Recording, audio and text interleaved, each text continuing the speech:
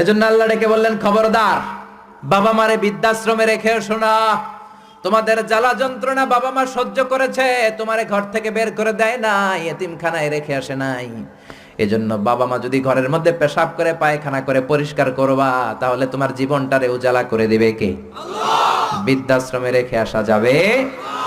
বাবা মারে যদি বৃদ্ধাশ্রমে রেখে আসো, মনে রাখবা তোর কপালে বৃদ্ধাশ্রমে জুটবে না। তুমি যদি বাবা মারে বৃদ্ধাশ্রমে রেখে আসো, তুমি বয়স্ক হলে তোমার কপালে বৃদ্ধাশ্রম নাই, ঠিক কি না? ভাঙ্গা থালা হাতে নিয়ে তুমি রাস্তায় ভিক্ষা করে খাবা। এজন্য আল্লাহ বললেন, ইহসানের প্রথম ব্যাখ্যা, ইম্মা ইয়াবলুগান্না ইনদাকাল কিবারা আহাদুহুমা আও কিলাহুমা ফালা তাকুল লাহুমা উফ। বাবা মা যখন বার্ধক্যে উপনীত হয়, তাদের কোনো কাজে নাক ছিটকাবা না, উফ শব্দটাও করবা না, উহ আহ এটাও বলা যাবে না। কথাটা কার?